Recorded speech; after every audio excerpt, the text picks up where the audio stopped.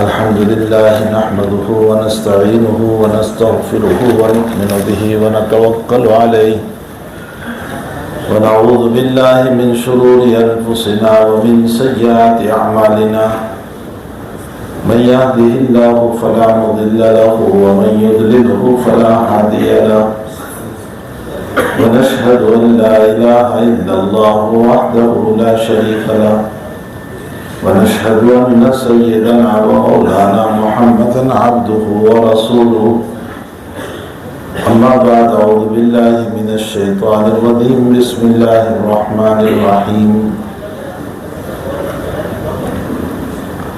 ومن يعمل من الصالحات وهو مؤمن فلنحيينه حياة طيبة ولنجزينهم أجرهم بأحسن ما كانوا يعملون صدق اللہ العظیم.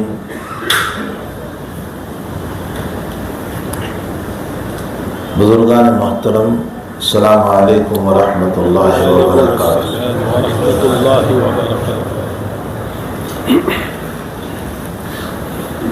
اس دنیا میں رب کریم کی جتنی مخلوق ہے اس میں سب سے زیادہ محترم اور مکرم اور باعزت اور شرافت اور خوبصورت اور عقل جو انسان کو عطا فرمائی وہ کسی کو نہیں دی. مخلوق تو ساری ہے اللہ کی، لیکن انسان کو مکرم بنایا، معزز بنایا. اللہ تعالیٰ قرآن کریم میں فرماتے ہیں وَلَقَدْ كَرَّمْنَا بَنِي آدم، ہم نے آدم کی اولاد کو بہت مکرم بنایا. انسان کی زندگی کے 4 دور ہیں. پہلا دور وہ ہے جس میں انسان موجود ہے لیکن قابل ذکر نہیں. هل أتى على الإنسان حين من الدهر لم يكن شيئا مذكورا. یہاں شیئا کی نفی نہیں ہے، مذکورہ کی نفی. مقید کی نفی نہیں ہے، قید کی نفی. یعنی انسان تھا لیکن قابل ذکر نہیں تھا، ذکر کے قابل نہیں تھا یہ. اور وہ زمانہ کون سا ہے؟ وہ زمانہ ہے ذرات سے لے کر ماں کے پیٹ میں تیار ہونے تک. یہ جو زمانہ ہے جس کو قرآن تذکرہ کر رہا ہے کہ لم یکن شیئا مذکورا. انسان، ہمارے والد نے فروٹ کھایا، پھل کھایا، غلہ اور اناج کھایا اور اس سے ایک پانی تیار ہوا. پھر وہ پانی اللہ کے حکم سے شریعت کے دائرے میں نکاح کر کے ہماری ماؤں کے رحمدانی میں بطور امانت کے رکھا گیا، بطور امانت کے. اور پھر اس پانی پر اللہ کی کاریگری شروع ہوئی. ایسی کاریگری اللہ کی شروع ہوئی کہ ماں کھانا پکا رہی ہے، روٹی بنا رہی ہے، پانی بھر رہی ہے، گھر کا کام کر رہی ہے اور اندر میں اللہ کی کاریگری جاری ہے. تعالیٰ نے 40 دن تک اسے نطفہ رکھا، پھر اس کے بعد اس کو خون بنایا، پھر اس میں اضافہ کیا اور پھر اضافے کے بعد اس خون کو اللہ نے جمایا اور جمانے کے بعد گوشت بنایا اور گوشت بنانے کے بعد پھر ہڈیاں چڑھائی اور ایک خوبصورت چہرہ بنایا. اور اس کے بعد عالم ارواح میں جو ہماری روحیں تھیں اللہ نے وہاں سے روح کو لے کر ہمارے بدن میں منتقل کر دیا. اب ماں کے پیٹ میں ہم چہچہاتے ہو گئے، ہماری سانسیں چلنے لگی،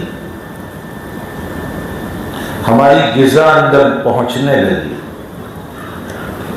دنیا کے سارے انجینئر ہو، کتنے ہی بڑے انجینئر کیوں نہ ہو، پتھر پر نقشہ بناتے ہیں، پلاسٹک پر نقشہ بناتے ہیں، کاغذ پہ نقشہ بناتے ہیں، زمین پر نقشہ بناتے ہیں۔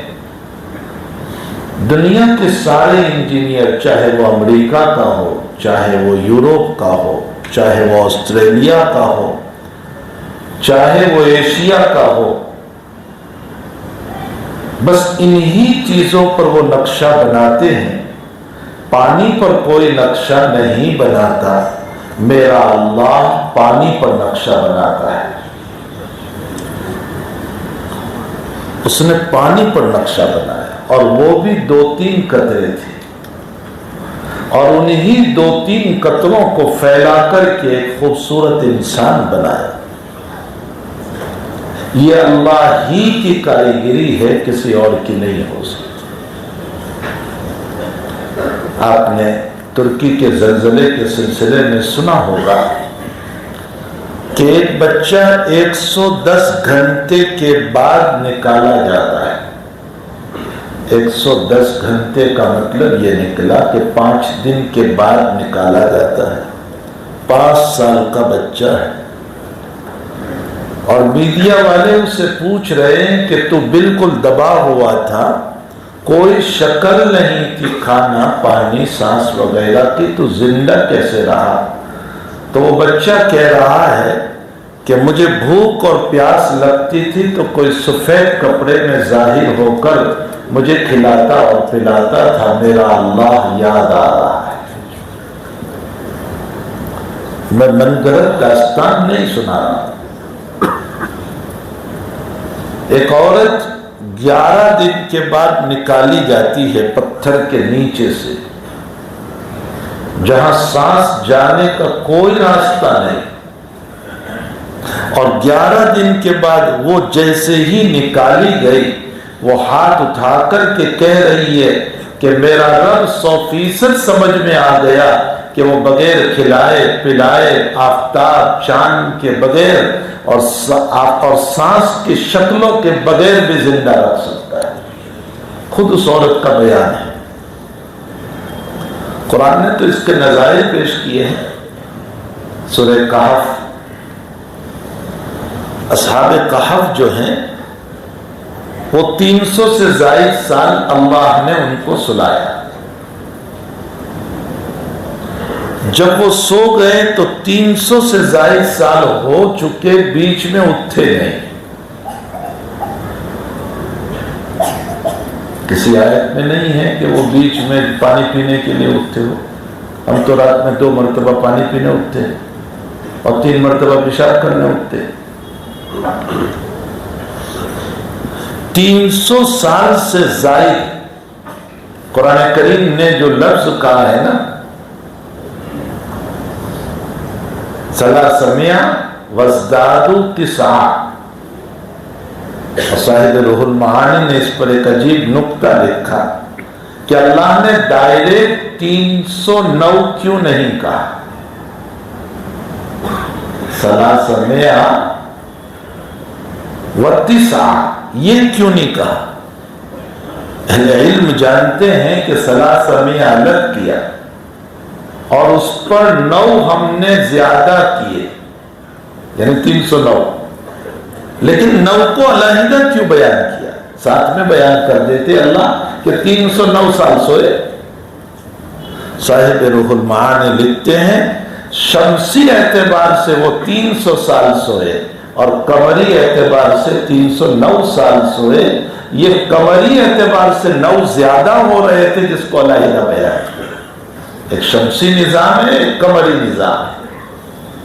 نہ اللہ یہ بھی کہہ سکتا تھا کہ ثلاثمائہ و9 وازدادوا 9 الگ کیوں بیان کیا اس کو؟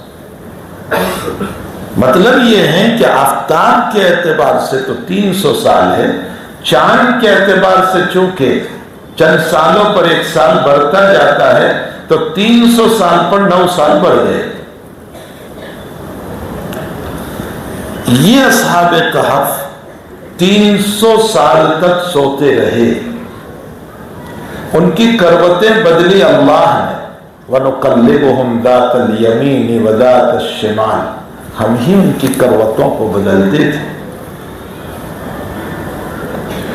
مجھے یہاں ایک نقطہ بیان کرنا، اس لیے میرا ذہن اس کی طرف گیا۔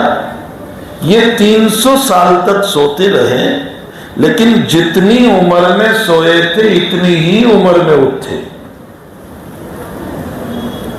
مثلا وہ سوئے تھے، ایک مثال، یہ نہیں کہ قرآن کوئی 50 سال کہہ رہا ہے، میں ایک مثال دے رہا ہوں سمجھانے کے لیے، کہ وہ 50 سال کی عمر میں سوئے تھے، ان کی عمریں 50 سال کی تھی مثال کے طور پہ۔ تو جب وہ 300 سال کے بعد اٹھے ہیں تو وہ 50 ہی سال کے تھے، 350 کے نہیں ہوئے تھے۔ کچھ بات سمجھ میں آ رہی ہے؟ کیا دلیل ہے؟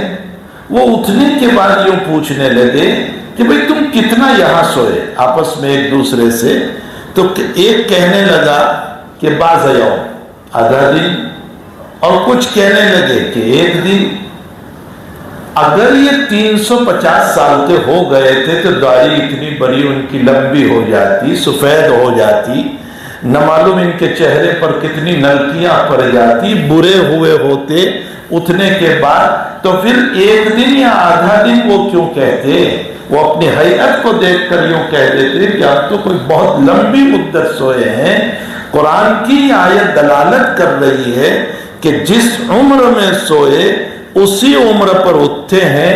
معلوم ہوتا ہے کہ رب کریم سورہ کہف میں اصحاب کہف کے واقعے کو نقل کر کے بتا رہے ہیں کہ آفتاب کے چلنے سے زندگی پر اثر میرے حکم سے ہوگا، اگر میں نہیں چاہوں گا تو آفتاب کا اثر نہیں پڑے گا، اس کے دن نہیں چلیں گے، وہ اتنے ہی رہیں گے۔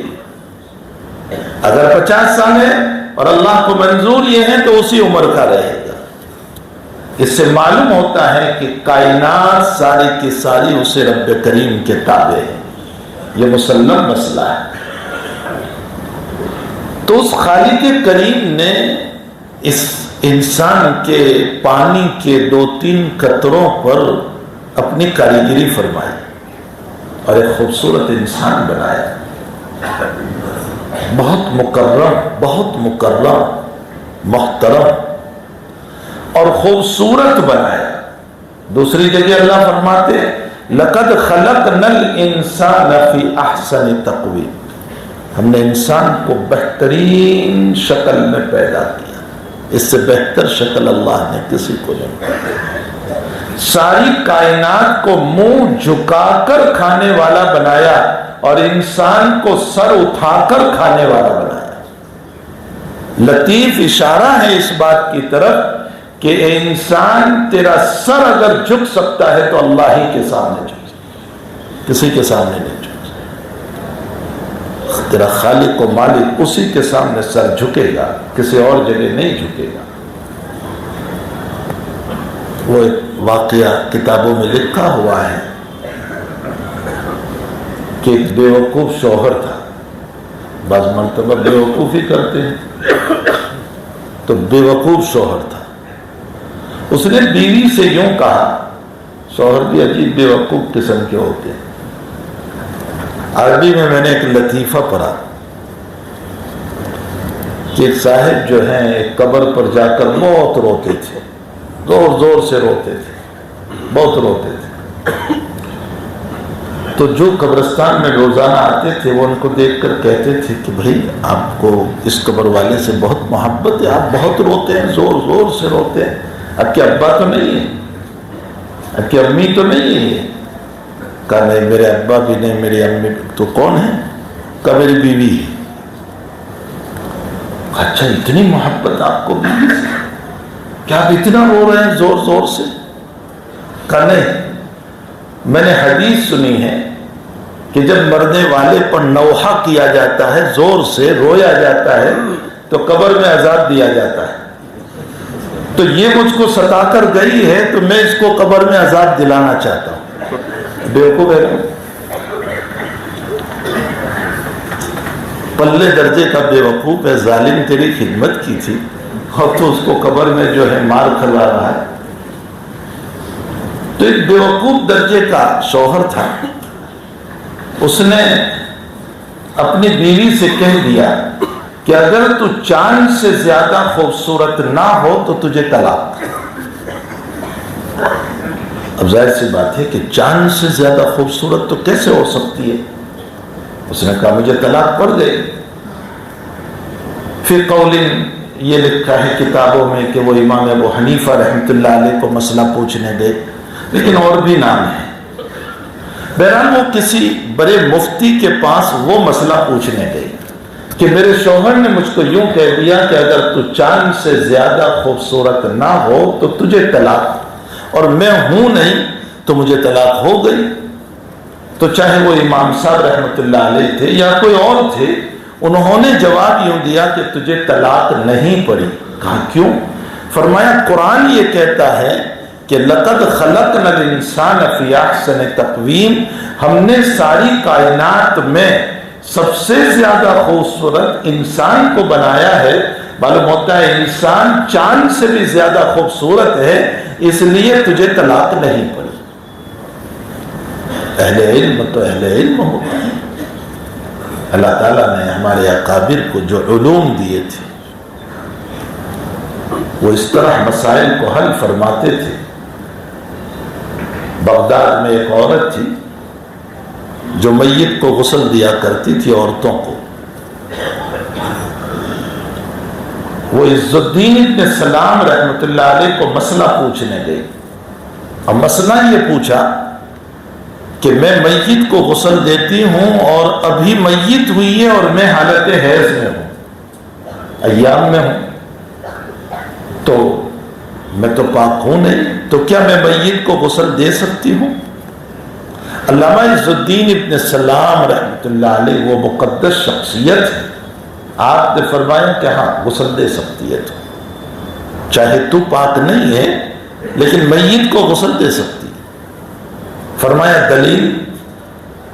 تو فرمایا کہ نبی اکرم صلی اللہ علیہ وسلم اعتکاف میں ہوتے تھے آخری عشرے میں، حضرت عائشہ فرماتی ہے کہ میں حیض میں ہوتی تھی تو اللہ کے نبی کھڑکی سے اپنا سر نکالتے تھے اور میں باہر کھڑی رہ کر اپنے کمرے کے اندر اپنے روم میں، آپ جانتے ہیں جہاں حضرت آرام فرمائے وہ حضرت عائشہ رضی اللہ تعالیٰ عنہ کا مکان تھا اور اس طرف مسجد تھی، تو مسجد کی کھڑکی سے حضرت یوں سر نکالتے تھے۔ حضرت عائشہ فرماتی ہے کہ میں آپ کے سر کو دھو بھی دیا کرتی تھی، تیل بھی لگا دیا کرتی تھی۔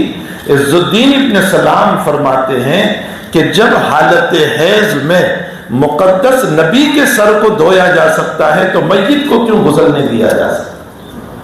اہل علم کو اللہ تعالیٰ نے جو علوم دیے ہیں، اللہ ہمارے اکابر کی قبروں کو نور سے منور فرمائے۔ جب ان کی کتابیں پڑھتے ہیں تو ہمیں ایسا معلوم ہوتا ہے کہ کوئی اشکال باقی نہیں رکھا جو انہوں نے جواب میں دیا۔ ہمیں تھوڑا سا مطالعہ کرنے کی ضرورت ہے۔ یہ دنیا کے اس وقت فی الحال جو مستشرقین کے اشکالات ہیں وہ یوں چٹکیوں میں حل ہو جاتے ہیں۔ سارے اکابر، ہمارے اکابر نے سارے سوالوں کا جواب دے دیا ہے۔ تو خیر میں یہ کہہ رہا تھا کہ وَلَقَدْ كَرَّمْنَا بَنِي آدم، ہم نے انسان کو بڑا مکرم بنایا، محترم بنایا اور بہترین شکل میں پیدا کیا۔ آپ ہر جانور کا منہ دیکھ لیجئے اور حضرت انسان کا منہ دیکھ لیجئے، ہر جانور کے کان کی حیت دیکھ لیجئے اور انسان کے کان کی حیت دیکھ لیجئے، ہر جانور کی آنکھوں کا مسئلہ دیکھ لیجئے، حضرت انسان کی آنکھوں کو دیکھ لیجئے، ہر جانور کے پاؤں کے حالات کو دیکھ لیں اور انسان کو دیکھ لیجئے۔ پھر مزید یہ کہ تمام مخلوق کو رب کریم نے اپنی چمڑی کے علاوہ، اپنی اسکین کے علاوہ کوئی اور لباس نہیں دیا۔ ان کا لباس وہی ہے، چمڑی جو ہے نا ان کی، بھینس کو دیکھ لیں، گائے کو دیکھ لیں، بیل کو دیکھ لیں، اونٹ کو دیکھ لیں، ہاتھی کو دیکھ لیں، ان کا لباس وہی ہے جو ان کی چمڑی ہے، بس وہی لباس ہے۔ یا کوئی ان کو کوئی ٹیلر پیدا ہوا جس نے ہاتھی کا لباس سیا ہو؟ کوئی لباس نہیں. اسی لیے ان کا سطر بھی کھلا ہوا ہے. یہ اور بات ہے کہ سطر کو چھپانے کے لیے رب کریم نے دم پیدا کر دی تاکہ اس کا سطر چھپ جائے، لیکن اسپیشل کوئی لباس نہیں دیا. قربان جائیے، اس انسان کو اتنا محترم بنایا، فرمایا صرف چمڑی تیرا لباس نہیں ہوگا بلکہ اس کے علاوہ ایک لباس اور ہوگا جس میں تو بڑا خوبصورت معلوم ہوگا، بڑا ہی خوبصورت. اسی لیے آپ برہنہ ہو کر اپنے آپ کو دیکھ لیں اور لباس کے ساتھ اپنے آپ کو دیکھ لیں. اسی لیے نبی اکرم صلی اللہ تعالیٰ علیہ وسلم نے فرمایا کہ جب تم کپڑے پہنو تو دعا کر لیا کرو، الحمدللہ الذی کسانی ما اوالی بہ عورتی واتجمل بہ فی حیاتی. اے اللہ تو نے مجھ کو کپڑا پہنایا اور مجھے خوبصورت بنایا، ورنہ تو میں بہت برا معلوم ہو رہا تھا. تو ہمیں لباس دیا. پھر لباس یہ انسان کہاں سے لاتا؟ اللہ ہی نے کچھ چیزیں پیدا کر دی. پولیسٹر کہاں سے بن رہا ہے؟ نیلگری کے پاؤڈر سے بن رہا ہے. نیلگری کو کس نے پیدا کیا؟ اللہ ہی نے پیدا کیا. ریشم کہاں سے بن رہا ہے؟ ریشم کے کیڑوں سے بن رہا ہے، اور ریشم کا کیڑا اللہ نے پیدا کیا. کاٹن کہاں سے بن رہا ہے؟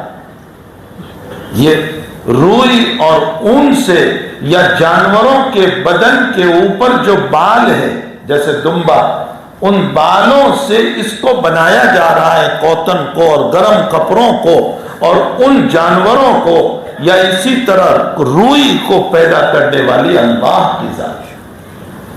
تو جس انسان کو اسپیشل لباس دیا، اس کو یہ بھی کہا کہ میں تجھے خوبصورت بنانے کے لیے اور بہتر سے بہتر لباس دینے کے لیے میں دنیا بھر کی چیزیں پیدا کروں گا جس سے لباس بن کر کے آئیں گے اور تو خوبصورت معلوم ہوگا. اور ایک انسان کی تقریم دیکھیں. اس انسان کو یہ کہا گیا کہ بہتر چیزیں تو کھائے گا اور اس کی نکلی ہوئی بھوسی میرے جانور کھائیں گے. پتے ان کو دیے، بھوسی ان کو دی، کچرا ان کو دیا، گھاس ان کو دیا، اور بہترین پھل فروٹس اور بہترین قسم کے دانے یہ حضرات انسان کو دیے. اس سے آگے چلے جائیں، دنیا میں کبھی آپ نے نہیں سنا ہوگا کہ اللہ کی کسی مخلوق نے سواری کی ہو. ان کو ہمیشہ اپنے پاؤں پہ چلنا ہے. بیل کو نہیں دیکھا ہوگا کہ وہ کوئی سوار ہو کر کے جا رہا، بھینس کو نہیں دیکھا ہوگا کہ وہ کسی پر سوار ہو کر کے جا رہی ہے. ان جانوروں میں سے کسی جانور کے لیے کوئی سواری نہیں ہے، ان کو پیدل چل کر کے جانا ہے. لیکن حضرت انسان کو رب کریم نے اتنا محترم بنایا، اتنا محترم بنایا کہ پہلے جانوروں کو اس کے لیے سواری بنائی. کوئی اونٹ پر سوار ہو رہا ہے، کوئی گھوڑے پر سوار ہو رہا ہے، کوئی اور جانوروں پر سوار ہو رہا ہے، کوئی گدھوں پر سوار ہو رہا ہے، کوئی کھچر پر سوار ہو رہا ہے. ترقی کی دنیا نے تو پھر اس صورت میں یہ رکشا میں یا یہ گاڑیوں میں سوار ہونے لگا. پھر ترقی ہوئی تو ٹرینوں میں سوار ہونے لگا. پھر ترقی ہوئی تو فلائٹوں میں یہ سوار ہونے لگا اور فضاؤں میں یہ اڑنے لگا اور لمبی لمبی مسافتوں کو یہ مختصر ٹائم میں طے کرنے لگا. لیکن جتنی سواریاں ہیں اس پر غور کیا جائے تو اللہ ہی کی بنائی، انسان کی اپنی بناوٹ نہیں ہے. وہ مشینوں کو انسان نے فٹ کیا ہے، لیکن مشین میں جو چیزیں استعمال ہو رہی ہے وہ تو اللہ ہی نے پیدا فرمائی ہے. اسی اللہ کی پیدا کردہ چیزوں کو انسان جوڑ کر کے اپنی عقل چلا کر کے اس کو تیار کرتا ہے. میرے کہنے کا مطلب یہ ہے کہ انسان کو بہت مکرم بنایا، بہت محترم بنایا، بڑا خوبصورت بنایا اور ساری کائنات کو اس کے تابع کر دیا. آفتاب ہمارے تابع، چاند ہمارے تابع، زمین ہمارے تابع، آسمان ہمارے تابع، ستارے ہمارے تابع. فرمایا تو میری بات مانے یا نہ مانے لیکن میرا آفتاب تیری بے وفائی نہیں کرے گا. یہ وقت پر طلوع ہوگا، وقت پر غروب ہوگا. تو میری بات مانے یا نہ مانے لیکن میری زمین بے وفائی نہیں کرے گی۔ ایسا نہیں ہوگا کہ تو چل رہا ہو اور زمین اپنے اندر تجھے لے لے، ایسا نہیں ہوگا۔ میرا آسمان بے وفائی نہیں کرے گا، میرا چاند بے وفائی نہیں کرے گا۔ ساری کائنات کو اللہ نے انسان کے تابع کر دیا اور پھر اپنے نبی کی زبان پر اللہ نے یہ کہا کہ ساری کائنات تیرے لیے اور تو میرے لیے۔ اس انسان کو اللہ کے لیے بنایا گیا، چاہے مرد ہو چاہے عورت ہو۔ مرد بھی اللہ ہی کی عبادت کے لیے اور عورت بھی اللہ ہی کی عبادت کے لیے۔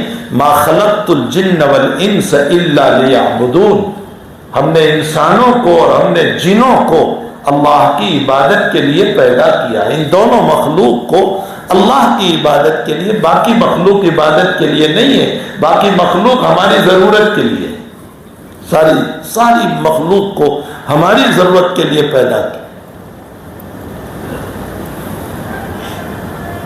تو جب ہمیں اللہ کے لیے بنایا گیا ہے اور اسی کی عبادت کرنا ہے تو پھر اس صورت میں ہمیں چاہے شب برات ہو، شب قدر ہو، رمضان ہو یا رمضان نہ ہو، شب قدر ہو یا نہ ہو، شب برات ہو یا نہ ہو، رب کریم ہر وقت اپنی عبادت کا مطالبہ کر رہا ہے۔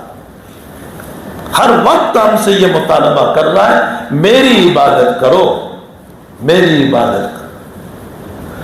اس وقت دنیا کے حالات جو ہم دیکھتے ہیں اتنے بد سے بدتر ہو چکے ہیں کہ جہاں دیکھو ظلم ظلم اور ظلم ہے، اور ظلم کی حد یہ ہو چکی ہے کہ لاکھوں کی تعداد میں جیلوں میں ہیں مرد اور مسلمان خصوصاً، ہزاروں کی تعداد میں روزانہ مارے جا رہے ہیں، اور بے شمار لوگوں کو وہ سزائے دردناک دنیا میں دی جا رہی ہے کہ شاید میں اور آپ ہم دیکھ لیں تو خدا پاک کی قسم اٹیک آ جائے گا۔ ایک آدمی کو ابھی 4-5 مہینہ قبل کچھ لوگوں نے پکڑا اور پکڑنے کے بعد اس کے دونوں ہاتھ باندھے، دونوں پاؤں باندھے اور اس کو یہاں تک زمین میں اتار دیا گیا، یہاں تک، اور زمین میں گھاڑ کر اتنا زندہ، مرا ہوا نہیں، زندہ اتنا حصہ اوپر باہر ہے، اور اس کے سامنے پانی ڈالا جا رہا ہے لیکن اس کے منہ میں پانی نہیں ڈالا جا رہا ہے۔ اب نہ ہاتھ ہیں کہ وہ کچھ کریں، نہ پاؤں ہیں کہ کچھ کریں، اور اسی میں وہ تڑپ تڑپ کر چند دنوں کے بعد جان دے دیتا۔ یعنی جب ظلم کو جب ہم دیکھ رہے ہیں تو شاید میں اور آپ اس کو برداشت نہیں کر سکتے۔ اس وقت دنیا ظلم کا کھارا بن چکی، ایسے وقت میں مجھے اور آپ کو اور دنیا کے مسلمانوں کو رجوع اللہ کی ضرورت ہے۔ رجوع اللہ کا مطلب ہوتا ہے اس خالق کائنات سے ہاتھ پھیلا کر کے، فقیر بن کر کے، بھکاری بن کر کے، اپنے غرور اور تکبر کو نکال کر کے، اپنی عاجزی اور منت سماجت کے ساتھ، تواضع اور عاجزی کے ساتھ، فقیری کے ساتھ اپنے آپ کو مٹا کر کے اس رب سے ہر بندہ مانگنا شروع کرے۔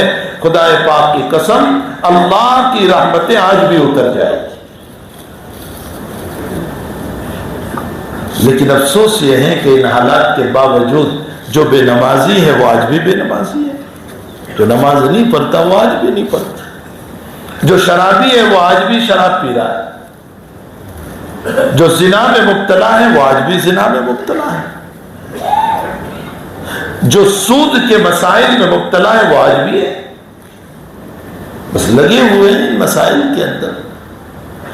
اور جب کچھ بیان کیا جاتا ہے تو ہر وقت شعور یہ ہوتا ہے کہ کچھ نہیں ہوتا ہے، یہ شیطانی خیالات ہیں، اور شیطان یہ سمجھا رہا ہے کہ بھلا نماز پڑھنے سے اس کو کیا مل گیا، روزہ رکھنے سے اس کو کیا مل گیا، زکوٰۃ دینے سے اس کو کیا مل گیا، اس کے بجائے تیرے گناہوں کے باوجود تجھے عزت ہے، دولت ہے، تو خاموخواہ کے لیے عبادت کی طرف جا رہا ہے.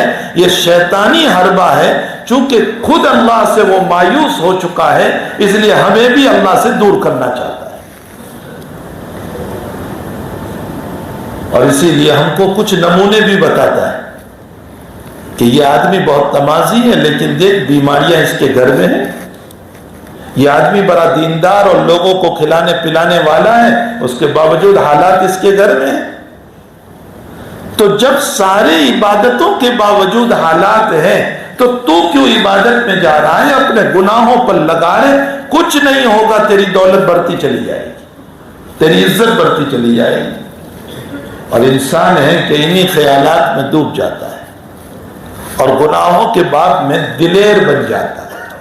اور قرآن کریم میں رب کریم فرماتے ہیں کہ میں جب کسی قوم کو ہلاک کرنا چاہتا ہوں مترفیہا, تو ہم اس قوم کے مالداروں کو گناہ میں تکبر میں مبتلا کر دیتے. یہ اللہ کے پکڑنے کی شان ہے.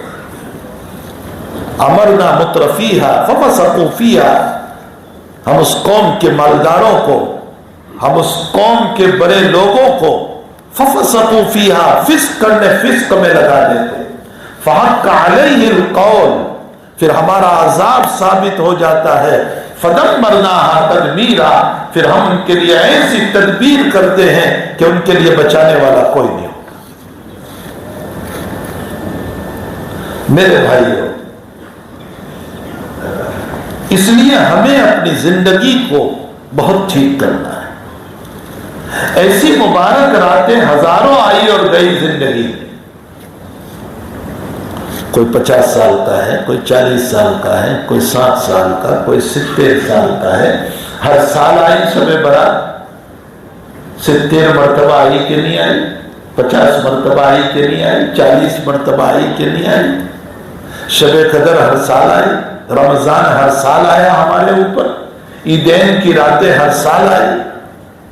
لیکن ہماری زندگی کا حال یہ ہے کہ اللہ معاف فرمائے, ہم صرف ایک رات کے لیے رونے والے ہیں. کل سے میری زندگی اسی رخ پر چلے گی جو پہلے چلا تھا. وہ علیم بذات الصدور خوب جانتا ہے کہ میں جو مانگ رہا ہوں میں دل سے توبہ کر رہا ہوں یا کل سے انہی گناہ پر جانے والا, وہ تو جانتا ہے. حضرت موسیٰ علیہ السلام کے باب میں ہے کہ ان کے زمانے میں ایک بنی اسرائیل تھا. اس نے موسیٰ علیہ السلام سے کہا کہ موسیٰ تو کہتا ہے کہ گناہ کرنے سے یہ حالات, وہ حالات, فلاں حالات, اور انسان کی زندگی تباہ برباد ہو جاتی ہے. مجھ پر تو کچھ نہیں آتا ہے, میں اتنے گناہ کر رہا ہوں لیکن مجھ پر کچھ نہیں آ رہا ہے, بلکہ میرا مال بھی بڑھتا جا رہا ہے, میری عزت بھی بڑھتی جا رہی ہے. آج بھی کچھ لوگ ہیں ایسے, آج بھی کچھ لوگ ہیں چونکہ میرا مال بھی بڑھتا جا رہا ہے, میری عزت بھی بڑھتی جا رہی ہے, کچھ نہیں ہو رہا ہے. موسیٰ خاموخواہ کے لیے تو لوگوں کو ڈرا رہا ہے. موسیٰ علیہ السلام کلیم تھے. کلیم اس کو کہتے ہیں جو بہت باتیں کرنے والا ہو. حضرت موسیٰ علیہ السلام اللہ سے بہت باتیں کرتے تھے, بہت باتیں کرتے تھے. اتنا ہی تو سوال تھا کہ ما تلک بیمینک یا موسیٰ, موسیٰ کیا ہے تمہارے ہاتھ میں. اتنا جواب کافی تھا کہ ہیاس آئے, گندا ہے. اب جواب دے رہے ہیں توقع علیہا واہش بہا علی غنمی ولی فیہا معارب اخرى, سہارا بھی لیتا ہوں اس کے ذریعے سے, پتے بھی جھاڑتا ہوں, اور بھی بہت سارے کام کرتا ہوں. حضرت الامام غزالی رحمۃ اللہ علیہ نے ایک مرتبہ خواب دیکھا, اور خواب میں یہ دیکھا کہ انبیاء کرام سارے تشریف فرما ہیں اور صدارت ہے نبی کریم صلی اللہ علیہ وسلم کی. مجمع میں صدارت حضور پاک صلی اللہ علیہ وسلم کی. موسیٰ علیہ السلام نے ہمارے آقا صلی اللہ علیہ وسلم کو سوال کیا کہ تم یہ کہتے ہو کہ میری امت کے علماء جو ہیں وہ انبیاء بنی اسرائیل کی طرح ہے, تو ہمارے پاس تو نبوت ہے, ان کے پاس نبوت کہاں ہے, پھر یہ کیسے ہماری طرح ہو گئے؟ تو نبی علیہ السلام نے فرمایا, امام غزالی کا خواب ہے, نبی علیہ السلام نے فرمایا میں نے جو کہا ہے وہ صحیح ہے، یہ میری امت کے علماء بیٹھے ہوئے ہیں، آپ امتحان لینا چاہیں تو لے لیجیے۔ امام غزالی کہتے ہیں کہ موسیٰ علیہ السلام نے یوں نظر دوڑائی تو مجھ پر نظر پڑی، مجھے کھڑا کیا کہ کھڑے ہو جاؤ۔ میں کھڑا ہوا۔ حضرت نے پوچھا کہ ماں اسمک و اسم ابیک، تمہارا نام کیا اور باپ کا نام کیا؟ تو امام غزالی نے اپنا نام، باپ، دادا، پردادا، پورا نسب نامہ بیان کر دیا۔ تو موسیٰ علیہ السلام کہنے لگے ہم نے آپ کا اور باپ کا نام پوچھا تھا، پورا نسب نامہ تو پوچھا نہیں، آپ نے لمبا چوڑا نسب نامہ کیوں بیان کیا؟ امام غزالی فرماتے ہیں کہ حضرت بہت ادب کے ساتھ اللہ نے اتنا ہی تو آپ کو پوچھا تھا کہ آپ کے ہاتھ میں کیا ہے، آپ نے لمبا چوڑا جواب کیوں دیا تھا؟ توکل علی واشربی علی غنمی ولی فیہا معارب اخری۔ تو حضرت موسیٰ علیہ السلام کہنے لگے کہ مجھے تو اللہ سے چونکہ میں بات کر رہا تھا نا تو مزہ آ رہا تھا، اس کے اندر بہت لطف آ رہا تھا اپنے رب سے باتیں کرنے کے اندر، تو میں نے لطف اور مزے میں اپنے کلام کو لمبا کر دیا۔ جیسے دنیا میں لوگوں کو محبت ہوا کرتی ہے تو اس محبت میں بلا وجہ کے بھی کوئی بات نہیں ہوتی، پھر بھی گھنٹوں بیجو اور کیا کر کے وہ کلام کو بہت طویل کر دیتے ہیں، حالانکہ اس میں کوئی حقیقت نہیں ہوتی ہے بات کے اندر، لیکن رات گزر جاتی ہے تنہائیوں میں۔ تو دنیا کی محبت کا جب یہ حال ہے تو رب کریم سے محبت کا کیا کہنا؟ فرمایا کہ میں اپنے اللہ سے باتیں کر رہا تھا تو میں نے کلام کو طویل کر دیا، لمبا کر دیا۔ تو امام غزالی نے فرمایا کہ حضرت میں بھی ایک اولو العزم پیغمبر سے بات کر رہا تھا، آپ اولو العزم پیغمبر ہیں اور مجھے اللہ نے چانس دیا، موقع دیا ایک اولو العزم نبی سے بات کرنے کا، تو مجھے بھی بڑا مزہ آ رہا تھا کہ یہ موقع مجھے کب ملے گا، اس لیے میں نے بھی محبت میں کلام کو طویل کر دیا۔ اور جناب رسول اللہ صلی اللہ علیہ وسلم امام غزالی کے اس جواب پر ہنس رہے ہیں، اشارہ فرما رہے اس بات کی طرف، اے موسیٰ تمہاری جو سوچ ہے وہ میری امت کے عالم کی سوچ ہے، تو میں نے سوچ کے اعتبار سے کہا ہے، نبوت کے اعتبار سے نہیں کہا ہے۔ یعنی میری امت کے علماء کے پاس نبوت نہیں ہے، لیکن جو سوچ تمہاری ہے وہی سوچ اللہ نے میری امت کے علماء کو عطا فرمائی ہے، اس اعتبار سے میں نے کہا۔ تو بہرحال میں یہ کہہ رہا تھا کہ موسیٰ علیہ السلام کلیم ہے۔ ایک مرتبہ ابلیس مل گیا،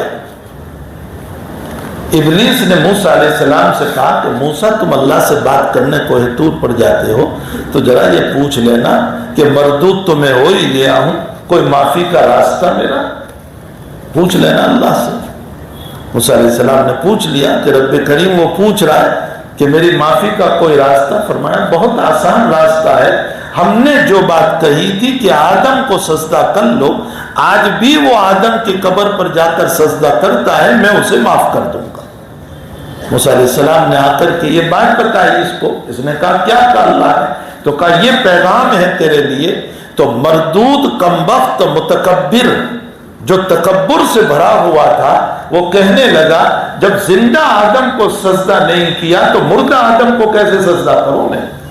یہ ہو نہیں سکتا کہ میں سجدہ کروں۔ حقیقت یہ ہے کہ اللہ تعالیٰ نے اس کے دل پر مہر لگا دیا، اور جس کے دل پر مہر لگ جاتا ہے ختم اللہ علی قلوبہم، دنیا کی کوئی تعلیم اثر انداز نہیں ہوتی، نہ قرآن، نہ حدیث، نہ کوئی اور چیز۔ ہمارے حضرت مولانا قمر الزمان صاحب دامت برکاتہم العالیہ نے اقوال سلف 11 جلدوں میں کتاب لکھی، اس میں ایک جلد میں سید الطائفہ جنید بغدادی کے حالات میں یوں لکھا ہے کہ ایک صاحب آئے اور جنید بغدادی رحمۃ اللہ علیہ کے پاس کچھ وقت رہے۔ اب وہ رہے تو دیکھا کہ جنید بغدادی کو کوئی منہ میں لقمہ دے رہا ہے، کوئی کھلا رہا ہے، کوئی پلا رہا ہے، جیسے بزرگوں کو ہوتا ہے۔ تو وہ کہنے لگا کہ حضرت ہم بھی تو ہیں آپ کے پاس۔ وہ آدمی تھا، فرمایا تم بھی بیٹھ جاؤ میرے پاس، لوگ تمہیں بھی کھلائیں گے۔ کچھ وقت تک یہ حالات چلتے رہے، اس کے بعد اس نے کہا حضرت میرے بیوی بچے بھی تو ہیں، میں ذرا ان کی بھی تو دیکھ بھال کروں، ان کو بھی تو مجھے دیکھنا ہے۔ ایسے فرمایا ٹھیک ہے جائیے۔ وہ چلا گیا، اور جانے کے بعد کچھ دنوں کے بعد واپس آیا، حضرت مجھے پہچانتے ہو آپ؟ فرمایا ہاں وہی ہے جو اپنے منہ میں نوالے مانگ رہا تھا، اور وہی ہے جو بچوں کے بہانے چلا گیا، اور تیری پیشانی بتا رہی ہے کہ تو ابلیس ہے۔ حضرت نے یہ واقعہ نقل کیا ہے کہ جنید بغدادی کی آنکھوں نے دیکھ لیا کہ وہ ابلیس ہے، اس نے اعتراف کیا کہ جی ہاں میں شیطان ہوں، اور میں آیا تھا اس لیے تاکہ لوگوں کو اللہ سے ہٹاؤں، لیکن تمہاری مضبوطی کو میں نے جب دیکھا تو اس صورت میں جو ہے پریشان ہو گیا کہ تم یہاں سے ہٹ نہیں سکتے، اور صحبت تمہاری جن لوگوں کو ملی ہے وہ بھی ہٹنے کے لیے تیار نہیں ہے، تو میں چلا گیا یہاں سے، بیوی بچوں کا بہانہ تھا۔ خیر اس واقعے میں مجھے یہ بتانا ہے جو حضرت نے نیچے اس کا خلاصہ نکال کر کے جو بتایا ہے کہ اہل اللہ کی صحبت کی بنیاد پر بھی اللہ کسی نہ کسی درجے میں شیطان سے ہماری حفاظت کر لیتا ہے۔ اہل اللہ سے صحبت جب ہوتی ہے نا اللہ والوں سے، اس لیے کہ بعض مرتبہ ہوتا یہ ہے کہ میرا تعلق کسی بزرگ سے ہے، تو اس صورت میں جب کوئی گناہ کا دل میں داعیہ پیدا ہوتا ہے تو خیال گزرتا ہے کہ کل کو مجھے بزرگ کو منہ دکھانے جانا ہے، ان سے مصافحہ کرنا ہے، ملنا ہے، وہ کتنے اچھے ہیں، اور میں ایسا بھردی نالائق ہوں، اور میں ان کے پاس جاؤں گا اور ان کے دل پر میری گناہ کھل گئے یا میرے چہرے نے گناہ بتا دیا تو میرا کیا ہوگا۔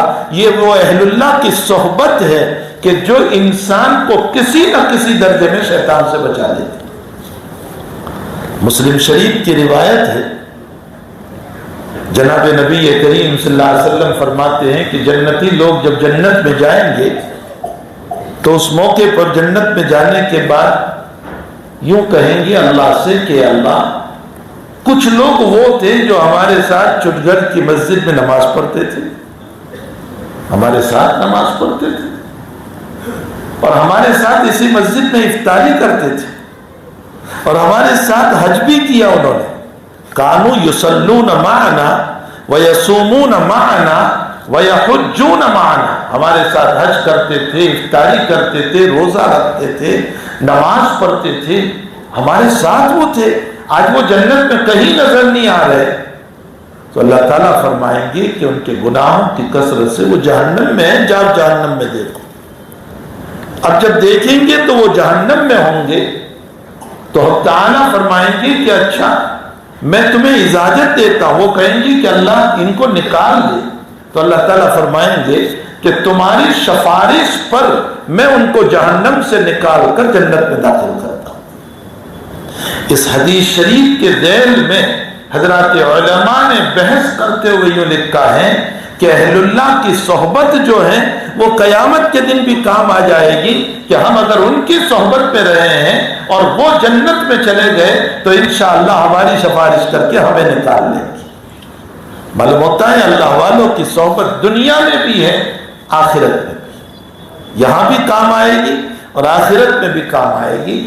اس لیے اہل اللہ سے، بزرگوں سے، نیک لوگوں سے تعلق رکھنا چاہیے، ان کے پاس بار بار جانا چاہیے، ان کی مجلسوں میں بیٹھنا چاہیے، تاکہ اس کی وجہ سے ہماری زندگی میں نورانیت پیدا ہو، نور پیدا ہو، ہمارے قلوب روشن ہو جائیں۔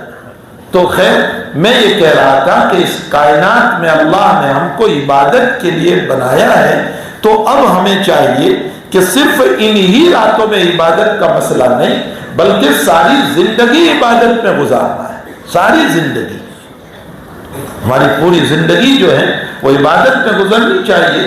تو موسیٰ علیہ السلام کے متعلق میں سنا رہا تھا کہ وہ ایک بنی اسرائیل کا آدمی تھا، اور اس نے حضرت موسیٰ سے یوں کہا کہ موسیٰ تو کہتا ہے گناہ کرنے پر یہ حالات، وہ حالات، فلاں حالات، میں تو دیکھتا ہوں میں اتنے سارے گناہ کر رہا ہوں لیکن اس کے باوجود مجھ پر کوئی حالات نہیں آ رہے، میرا مال بھی بڑھ رہا ہے، میری عزتیں بھی بڑھ رہی ہیں، میری نہ عزت میں کمی آئی نہ مال میں کمی آئی، کچھ نہیں ہو رہا ہے۔ حضرت موسیٰ نے جا کر رب کریم سے کہا کہ بارے تعالیٰ وہ فلاں بندہ ہے تیرا جو اتنے گناہ کرتے ہیں پھر بھی کوئی حالات نہیں ہے، اللہ اس کی وجہ سے لوگوں کو غلط راستہ مل رہا ہے، تو نے اس سے کچھ لیا ہی نہیں، نہ عزت لی نہ مال لیا، کچھ لیا ہی نہیں، تو اللہ تعالیٰ نے فرمایا کہ میرے موسیٰ میں نے لے لیا اس سے، لیکن اس کو احساس نہیں۔ فرمایا کیا لیا تو نے اس سے؟ فرمایا میں نے عبادت کی لذت لے لی ہے اس سے، اور دعاؤں کی لذت ختم کر دی اس کی میں۔ اب وہ عبادت نہیں کرتا ہے، اس کو دعا میں لذت نہیں آ رہی ہے، لیکن اس کو احساس نہیں ہے۔ اس سے یہ معلوم ہوتا ہے کہ گناہوں کے نتیجے میں کوئی ضروری نہیں کہ عزت اور دولت ہی چلی جائے، گناہوں کے نتیجے میں کبھی اللہ عبادتوں کی لذت سے بھی محروم کر دیتا ہے، کبھی دعاؤں کی لذت سے بھی محروم کر دیتا ہے۔ بہت ڈرنے کی بات ہے، بہت ڈرنے کی بات ہے۔ اس لیے ہمیں چاہیے کہ اپنی زندگی کو دین پر لائیں، اللہ کی رضا پر لائیں، حق تعالیٰ جل شانہ کی مرضی پر لائیں۔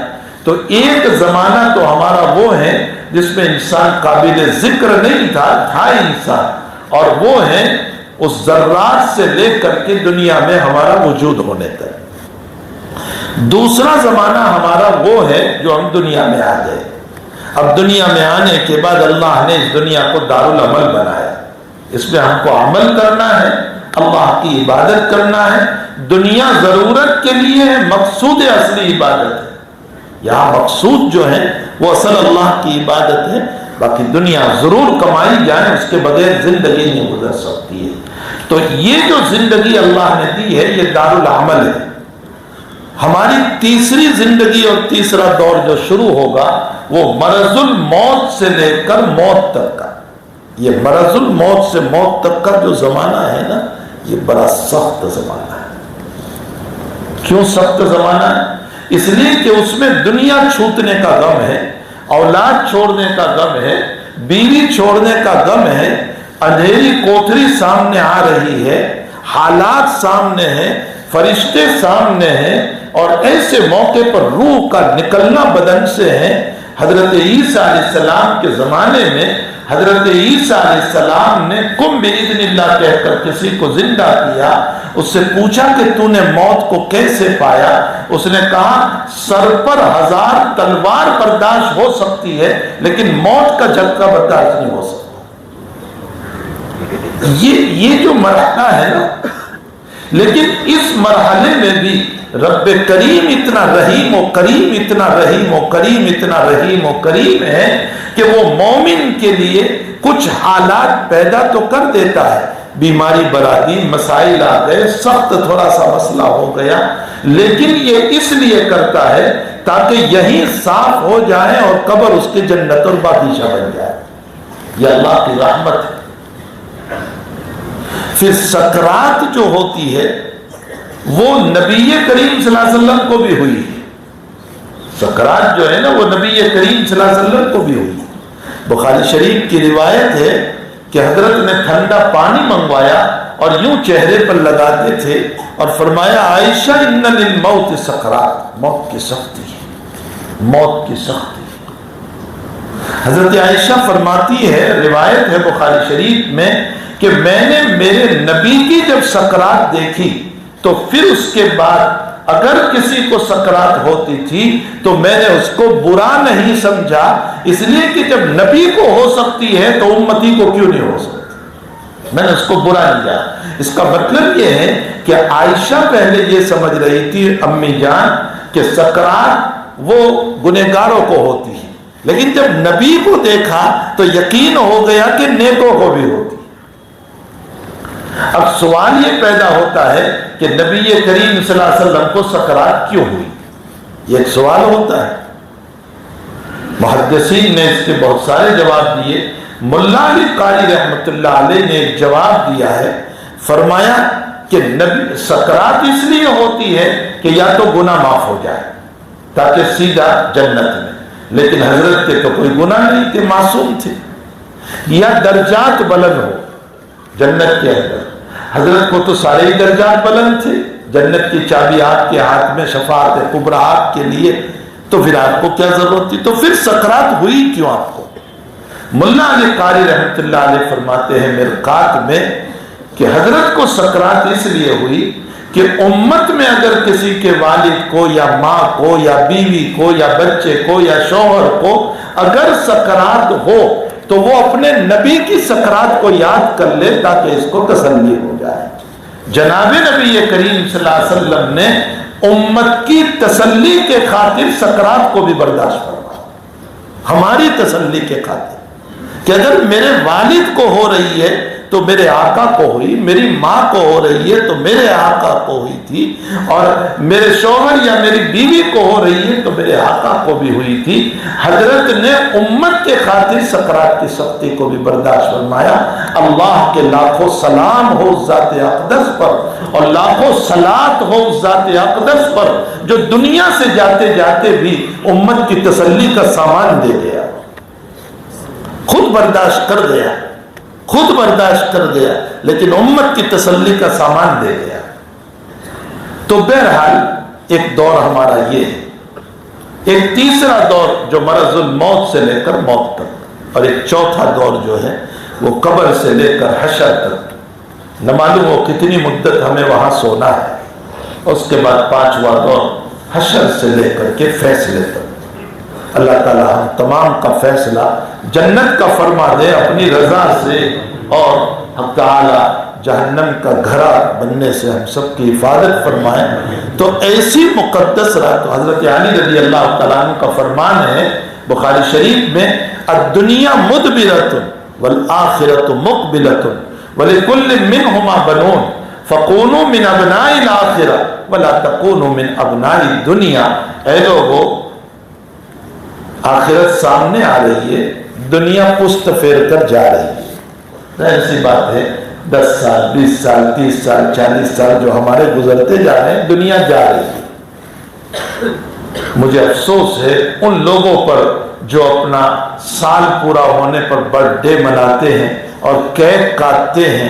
افسوس کہ غیر مسلم کو تو یقین نہیں تھا اپنے رب پر، لیکن اب جو اللہ پر یقین رکھنے والے مسلمان ہیں وہ بھی اس کام کو کر رہے ہیں۔ بھلا جس کی زندگی کے اتنے سال کٹ گئے اس پر رونا چاہیے، نہ کہ خوشیاں منانا چاہیے۔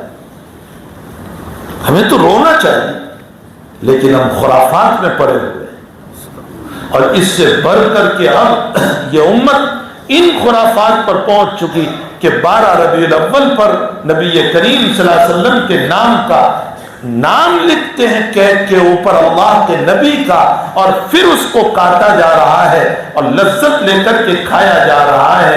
حضرت عمر رضی اللہ تعالیٰ عنہ لفظ محمد کا نام رکھنے سے بھی منع فرماتے تھے۔ حضرت عمر فرماتے تھے محمد نام نہ رکھو، کیوں؟ لوگ توہین کریں گے۔ حضرت علی نے فرمایا کہ امیر المؤمنین، میں نے سوال کیا تھا نبی کریم صلی اللہ علیہ وسلم سے کہ میرے گھر پہ لڑکا پیدا ہو تو میں محمد نام رکھوں، تو حضرت نے مجھ کو اجازت دی، اسی لیے آپ کی باندی حنفیہ سے جو بیٹا پیدا ہوا اس کا نام آپ نے محمد رکھا تھا۔ حضرت علی نے محمد ابن الحنفیہ، تو محمد نام جب حضرت عمر کے سامنے یہ حدیث رکھی گئی تو حضرت عمر رضی اللہ تعالیٰ عنہ نے فرمایا ٹھیک ہے محمد نام رکھو، لیکن مکمل بولو، لفظ محمد میں آگے پیچھے حروف گھٹا کر اس کی توہین نہ کرو۔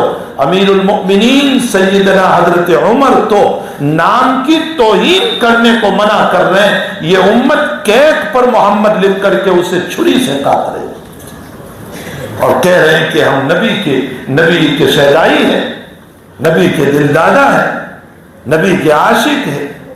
کیا اسی کا نام عشق کریں گے؟ اگر یہ کوئی سنت ہوتی تو ہمارے صحابہ کرتے، ہمارے تابعین کرتے، ہمارے تبع تابعین کرتے، ہمارے بزرگان دین کرتے۔ ہم ان سے زیادہ متبع سنت کون ہو سکتا ہے؟ ان میں سے کسی نے نہیں کیا۔ تو میرے بھائیوں، ایسی مبارک راتوں کے اندر ہمیں چاہیے کہ یقیناً عبادت کریں، لیکن یہ عبادت صرف ان راتوں کی نہیں، پوری زندگی کی عبادت ہے۔ ساری زندگی اللہ کی رضا پر ہمیں گزارنا چاہیے۔ رب چاہی زندگی کو گزارو، من چاہی زندگی سے اپنے آپ کو بچاؤ۔ پھر یہ بھی سن لیں کہ ایسی مقدس راتوں میں، مبارک راتوں میں چند لوگوں کو اللہ معاف نہیں کرتا اور دعا قبول نہیں کرتا۔ یہ خوب سن لیں، کون کون ہے؟ ایک تو وہ انسان جو کسی پر جادو کرتا ہے، ساحر، جادو حرام ہے، اور اگر کوئی حلال سمجھ کر جادو کرتا ہے تو ایمان سے نکل گیا۔ تو ایسی مقدس راتوں میں اس کی توبہ قبول نہیں ہوتی۔ نمبر 2، شرابی کی جو عادی ہے شراب کا، اس کی توبہ قبول نہیں ہوتی، اللہ کہ وہ توبہ کر لے سچے دل سے کہ میں اب نہیں پیوں گا تو اللہ تعالیٰ۔ باقی یہ کہ ابھی توبہ کر رہا ہے، دل میں ہے کہ صبح کو پیوں گا، اس کی توبہ قبول نہیں ہوگی۔ بلکہ تیسرا ہے زانی، جس کی زندگی زنا میں گزرتی ہے۔ صحیحین کی متفق علیہ روایت ہے، لا یزنی الزانی حین یزنی وہو مومن ولا یسرق السارق حین یسرق وہو مومن ولا یشرب الخمر حین یشرب وہو مومن۔ چور جب چوری کرتا ہے اس موقع پر ایمان اس کے اندر سے نکل جاتا ہے، زانی جب زنا کرتا ہے تو ایمان اس کے سینے سے نکل جاتا ہے، شرابی جب شراب پیتا ہے تو ایمان اس کے سینے سے نکل جاتا ہے اور باہر آ کر کے اس پر سایہ فغن ہو جاتا ہے۔ یہ بھی احسان ہے کہ کہیں عذاب نہ اتر جائے۔ محدثین نے لکھا ہے کہ اس عمل کے موقع پر جب ایمان نکل گیا، کہیں اسی حالت میں اگر موت آ گئی تو بے ایمان دنیا سے جائے گا۔ ان لوگوں کی توبہ اللہ ہے کہ سچی توبہ کر لیں کہ میں اب سے نہیں کروں گا۔ اسی طرح کینہ رکھنے والا، اللہ ہمارے دلوں کو صاف فرما دے، ہمارے قلوب کینوں سے بھرے ہوئے ہیں، اللہ ہی معاف فرمائے۔ حضرت انس رضی اللہ تعالیٰ عنہ کو نبی اکرم صلی اللہ علیہ وسلم نے فرمایا تھا، یا انس یا بنیا، او میرے لال، او میرے لگتے جگر، او میرے بیٹے، ان استطعت ان تمسی وتصبح وليس في قلبك غش فافعل فإن هذا سنتی۔ فرمایا میرے لال، میرے بیٹے، میرے انس، اگر تو کر سکتا ہے تو یہ کر کہ تیری صبح بھی ایسی گزرے اور تیری شام بھی ایسی گزرے کہ تیرے دل میں کسی سے متعلق کینہ نہ ہو۔ یہ تیرے نبی کی سنت ہے اور یہ میری سنت ہے۔ لاکھوں سنت نبی کی ہے لیکن کینہ نہ رکھنے پر اسپیشل اللہ کے نبی نے اپنی سنت بتایا۔ معلوم ہوتا ہے ساری برائیوں کی بنیاد کینہ ہے، ساری برائیوں کی بنیاد کینہ ہے۔ جب مجھے آپ سے کینہ ہو جاتا ہے پھر میں دشمنی رکھتا ہوں، پھر میں انتقام لیتا ہوں، پھر میں آپ کی برائیاں کرتا ہوں، پھر میں آپ سے حسد کرتا ہوں، پھر میں آپ کی غیبت کرتا ہوں، ساری برائی۔ تو کینہ ور اس کی توبہ قبول نہیں ہوتی الا کہ وہ سچے دل سے توبہ کرے، سچے دل سے۔ سچے دل والوں کو اللہ معافی کر دیتا ہے۔ اسی طرح اس رات میں رشتہ داروں کے ساتھ قطع تعلق کرنے والوں کی توبہ قبول نہیں ہوتی۔ اسی طرح اس رات کے اندر ماں باپ کے نافرمان کی توبہ قبول نہیں ہوتی الا ہے کہ ماں باپ راضی، زندہ ہے تو راضی کر لیں، انتقال کر چکے ہیں تو ان کے لیے خوب دعائیں مغفرت کریں، ان کے لیے صدقہ جاریہ کریں، ان کے لیے ایصال ثواب کریں۔ تو حدیث کی روشنی میں انشاءاللہ معلوم ہوتا ہے کہ تعالیٰ والدین کو راضی کر دے گا۔ صدقہ جاریہ سے مجھے بات یاد آ گئی کہ وہ قبر میں سونے والے ہمارے والدین جو ہیں وہ ہم کو یوں کہہ رہے ہیں کہ وہ اپنی اولادوں کو فیوچر بنانے والوں، مستقبل بنانے والوں، ان کی زندگیاں بنانے والوں، خوبصورت اپنی اولاد کو کپڑے پہنانے والوں، اپنے گھروں کو کمکموں سے روشن کرنے والوں، ذرا تم اپنے ان ماں باپ کو بھی یاد کر لینا جو اندھیرے میں سوئے ہوئے ہیں، اس لیے کہ تمہاری روشنی انہی کی وجہ سے، انہی کی وجہ سے تمہاری روشنی۔ اگر ان کی دعائیں نہ ہوتی، ان کا چھوڑا ہوا مکان نہ ہوتا، ان کی چھوڑی ہوئی جائیداد نہ ہوتی، ان کے چھوڑا ہوا مال نہ ہوتا، تو ظاہر سی بات ہے کہ میرا مکان کیسے روشن ہوتا۔ مجھے آج مکان ملا ہے انہی کا دیا ہوا۔ تو وہ قبر میں سونے والے ہمارے ماں باپ یوں کہہ رہے ہیں کہ اپنے بچوں کا مستقبل بنانے والوں اور اپنے بچوں کو جو ہیں شاندار لائٹوں کے اندر رکھنے والوں، ذرا اندھیری قبر میں سونے والوں کو بھی اپنے والدین کو یاد کر لو، اس لیے کہ انہی کی وجہ سے تمہارے مکان جھگمگا رہے ہیں۔ اللہ کرے کہ امت کو یہ بات سمجھ میں آ جائے، امت کو یہ بات سمجھ میں آ جائے اور اپنے والدین کو فراموش نہ کریں، ان کے لیے ایصال ثواب کریں، ان کے لیے صدقہ جاریہ کریں۔ تو بہرحال یہ چند لوگ وہ ہیں جن کی ایسی مقدس، یہ رات تو کیا، اس رات کی روایتوں کے بعد میں تو کچھ اختلافات بھی ہے، کچھ مسائل بھی ہے، لیکن شب قدر کے بعد میں تو کوئی اختلاف ہے ہی نہیں، اس رات میں بھی قبول نہیں ہوتا۔ رمضان کی راتوں میں تو کوئی اختلاف نہیں ہے، اس رات میں بھی قبول نہیں ہوتا۔ اس لیے ہمیں چاہیے کہ ہم سچے دل سے توبہ کریں، سچے دل سے اپنے رب کو منائیں۔ اگر یہ باتیں ہماری زندگی میں ہیں تو ہم اس کو دور کرنے کی فکر کریں، ہم ان گندے اعمال سے اپنے آپ کو بچا لیں۔ اگر یہ کریں گے تو انشاءاللہ تعالی ہمارا مستقبل بہترین ہوگا۔ وہ رب وہ ہیں کہ اتنے جلدی دنیا والے راضی نہیں ہوتے، میری ماں بھی اتنی جلدی راضی نہیں ہوتی اگر وہ ناراض ہو جائے، میرا والد اتنے جلدی راضی نہیں ہوتے اگر وہ ناراض ہو جائے۔ میرا رب ایسا ہے کہ ففاضت عیناہ خالیا سبعۃ یظلھم اللہ یوم لا ظل الا ظل عرش الرحمن میں ایک وہ آدمی کو اللہ نے ذکر فرمایا، نبی نے ذکر فرمایا حدیث قدسی میں کہ تنہائی میں بیٹھ کر 2 قطرے آنسو کے بہا لیے، 5 منٹ تو میں زیادہ کہتا ہوں، وہ 2 منٹ میں راضی ہو جاتا ہے، ایسا رب ہے۔ اب وہ واقعہ بار بار سنا ہوگا کہ سیدنا حضرت ابراہیم خلیل اللہ علیہ السلام بغیر مہمانوں کے نہیں کھاتے تھے، اور ایک مرتبہ کوئی مہمان نہیں تھا اور ایک مسلم آ گیا، حضرت نے اس کو کھانے بٹھایا، اس نے کہا اللہ کا نام لے کر کھا لے۔ تو اس نے کہا کون اللہ کا نام؟ میں تو اپنے بتوں کا نام لوں گا۔ تو کہا لا حول ولا قوت، جو کھلا رہا ہے جو پلا رہا ہے اسی کا نام نہیں لیتا ہے، اٹھ یہاں سے، نکال دیا اس کو۔ اب وہ بیچارہ ذلیل ہو کر کے وہاں سے جانے لگا۔ اللہ نے ابراہیم پر وحی اتاری، اے ابراہیم یہ 70 سال سے زیادہ سے شرک کر رہا ہے، پھر بھی میں نے کبھی کھانے سے محروم نہیں کیا، تیرے دسترخوان پر ایک مرتبہ آیا تو نے نکال لیا اس کو۔ جو 70 سال کے مشرک کو کھلاتا ہے اس رب کی رحمتیں کیا کہنا۔ جا اس کو لیا اور اس کو واپس بٹھا کر کھلا۔ ابراہیم پیچھے گئے اور ان کو پکڑ کر لے آئے اور ان کو کہا جس کے نام سے کھانا ہو کھا لے، میرے رب کی وعید مجھ پر اتر چکی ہے۔ میں یہ واقعہ اس لیے سنا رہا ہوں کہ وہ رب کریم جس کی بغاوت اس سرزمین پر لوگ کر رہے ہیں، پھر بھی وہ کبھی ان کو بھوکے نہیں سلاتا، وہ ان کو پیاسے نہیں سلاتا، تو کیا وہ اپنے مومنوں کو جو ہے ذلیل کر دے گا؟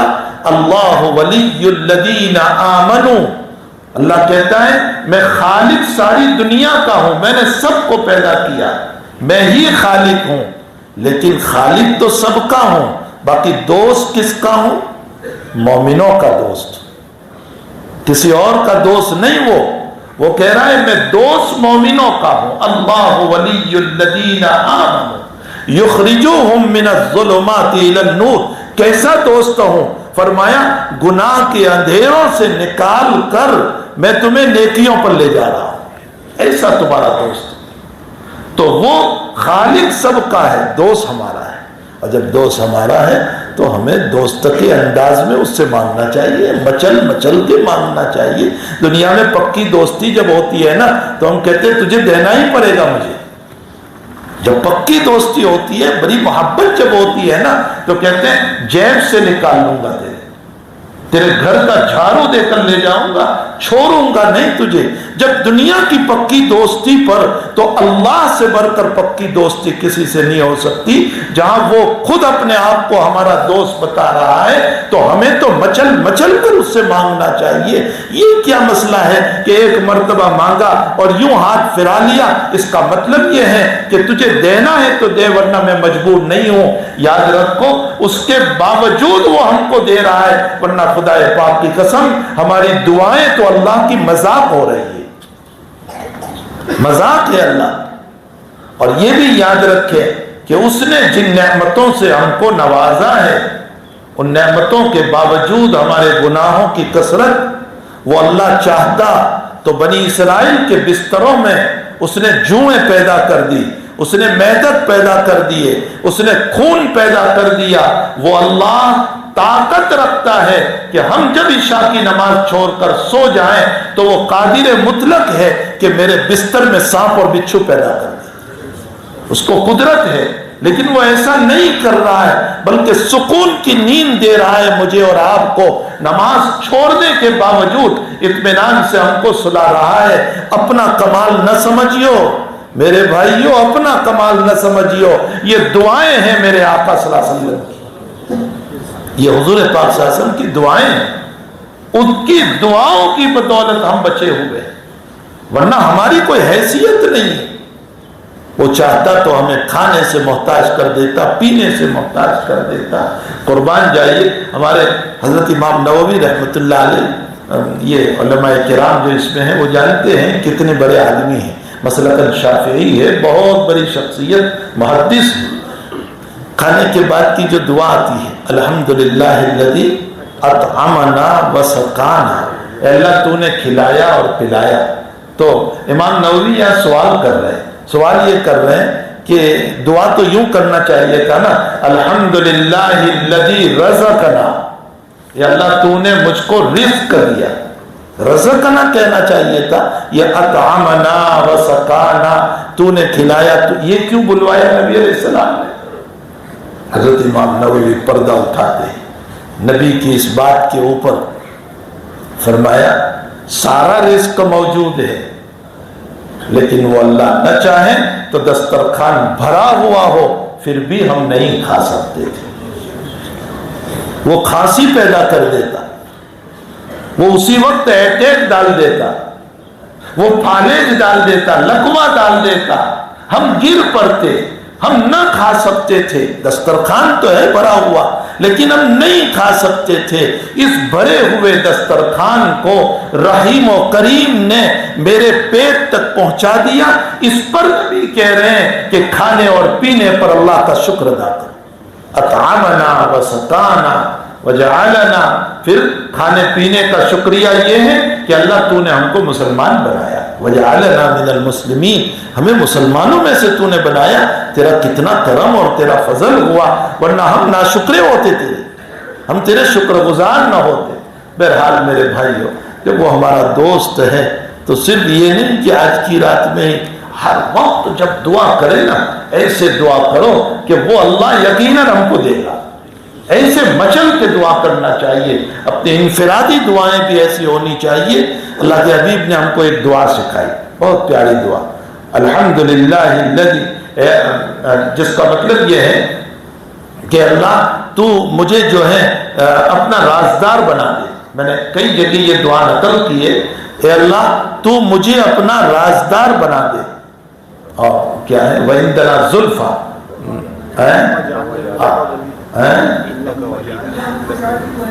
اللہم اجعلنی عندک ولیہ. ولیجہ ولج یلیج سے، ولیجہ کس کو بولتے ہیں؟ ولیجہ کا معنی ہوتا ہے گھر کا بھیدی. ہمارے وہاں بولتے ہیں چولہے تک کا دوست. بعض لوگ کہتے ہیں تو میری تو ان سے دوستی چولہے تک کی، یعنی رازدار. اللہم اجعلنی عندک ولیجہ.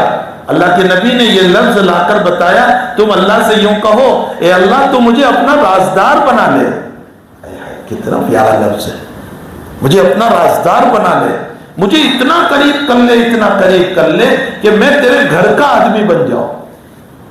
وجعلنی عندک زلفیٰ، مجھے مقرب بنا لے تیرا. وحسن مآب، میرا انجام بہت اچھا بنا. یہ دعا جناب رسول اللہ صلی اللہ علیہ وسلم نے ہم کو سکھائی. تو بھائی جب وہ اللہ خود ہی کہہ رہا ہے کہ میں تمہارا دوست ہوں تو پھر ایسے مچل کے دعا کیوں نہیں ہم کرتے؟ کیوں اپنی دعاؤں کے اندر دھیری دھالی دعائیں ہوا کرتی ہے کہ بس جیسے ہمیں اس کی کوئی ضرورت ہی نہیں ہے. تو مچل کے انفرادی دعا اکیلے جب دعا کریں تو جی لگا کر کے دعا کرنا چاہیے تاکہ رب کی رحمتیں نازل ہو. اللہ تعالیٰ ہمیں ان راتوں کی قدردانی کی توفیق عطا فرمائے, ہر رات کی قدردانی کی توفیق عطا فرمائے, ہر دن کی قدردانی کی توفیق عطا فرمائے, عبادتوں کی لذتوں سے مالا مال فرمائے, دعاؤں کی لذتوں سے بھی مالا مال فرمائے. درود شریف پڑھ لیجیے. بسم اللہ الرحمن الرحیم. سبحانک اللہم و بحمدک و تبارک اسمک و تعالی جدک و لا الہ غیرک. سبحان اللہ و بحمدہ سبحان اللہ العظیم. سبحان اللہ و بحمدہ عدد خلقہ و رضا نفسہ و زنۃ عرشہ و مداد کلماتہ. یا احد الصمد الذی لم یلد ولم یولد ولم یکن لہ کفوا احد. یا احد الصمد الذی لم یلد ولم یولد ولم یکن لہ کفوا احد. یا مالک الملک تؤتی الملک من تشاء وتنزع الملک ممن تشاء وتعز من تشاء وتذل من تشاء بيدك الخير انك على كل شيء قدير. اللهم صل على سيدنا حبيبنا وشفيعنا وسندنا مولانا محمد وبارك وسلم.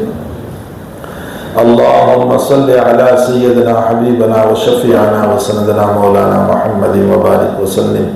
اللهم صل على سيدنا حبيبنا وشفيعنا وسندنا مولانا محمد وبارك وسلم.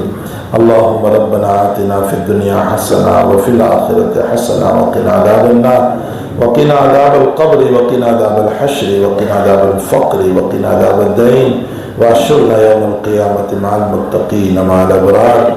اللہ ہمارے گناہوں کو معاف فرما, اللہ ہمارے قصوروں سے درگزر فرما, اللہ ہماری راتوں کو بھی معاف فرما, اللہ ہمارے دنوں کو بھی معاف فرما, اللہ ہماری جلوتوں کو بھی معاف فرما, اللہ ہماری خلوتوں کو بھی معاف فرما, اللہ ہماری انفرادیت کو بھی معاف فرما, ہماری اجتماعیت کو بھی معاف فرما. اے اللہ جو ظاہراً کیے اسے بھی معاف فرما, جو باطناً کیے اسے بھی معاف فرما. اے العالمین ہم سچے دل سے تیرے سامنے توبہ کرتے ہیں.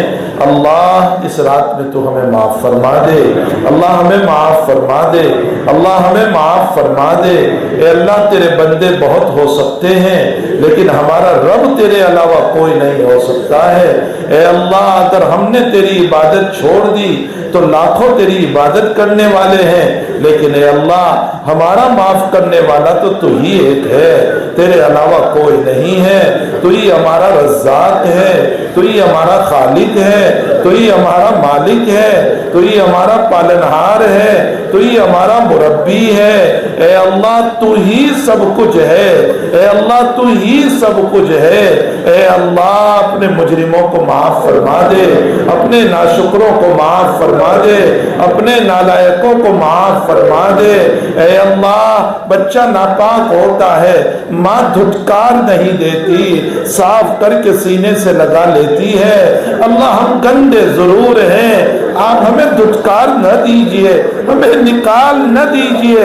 اللہ ہمیں دھٹکار نہ دیجئے, ہمیں نکال نہ دیجئے. اللہ ہمیں صاف فرما کر اپنی رحمت کی آغوش میں لے لیجئے. اللہ ہمیں اپنی رحمت کی آغوش پہ لے لیجئے, اللہ اپنی رحمت کی آغوش پہ لے لیجئے. اے اللہ ہمیں صائمین میں سے بنا, ہمیں عابدین میں سے بنا, ہمیں مصلیین میں سے بنا, ہمیں تائبین میں سے بنا, ہمیں محبوبین میں سے بنا. اللہ جو تیرے محبوب بندے ہیں ہمیں بھی ان میں سے بنا دے, ہمیں بھی ان میں سے بنا دے, ہمیں بھی ان میں سے بنا دے. اپنا نظر کرم فرما دے, اپنی نظر عنایت فرما دے۔ اے اللہ ہمیں ظالمین میں سے نہ بنا، جو تیرے گمراہ ہیں ان میں سے ہمیں نہ بنا۔ اے اللہ مغضوب علیہم میں سے نہ بنا۔ اے اللہ جن پر تیرا غضب نازل ہوا، جن پر تیرا قہر نازل ہوا، اللہ اللہ اللہ اس میں سے بننے سے ہماری حفاظت فرما لے۔ اے اللہ اس میں بننے سے حفاظت فرما لے، اللہ اس میں بننے سے حفاظت فرما لے۔ اے الہ العالمین اس دھرتی پر اور اس زمین پر تیری نعمتیں کھا کر ہم نے بڑی ناشکریاں کی ہے تیری۔ اللہ ہماری آنکھیں غلط چلی، ہمارے دماغ غلط چلے، ہمارا بدن غلط چلا، اے اللہ پھر بھی تو نے ہم پر کبھی کھانا بند نہیں کیا، کبھی پانی بند نہیں کیا، کبھی ذلیل نہیں کیا، کبھی رسوا نہیں کیا۔ اے اللہ ہم راتوں میں غیبتیں کر کر کر سوئے، جھوٹ بول بول کر سوئے، اے اللہ نمازیں چھوڑ چھوڑ کر سوئے، تب بھی تو نے اللہ میٹھی میٹھی نیند دے دی۔ اللہ تو نے ہمارے بستروں کو ہمارے لیے کانٹے نہیں بنائے۔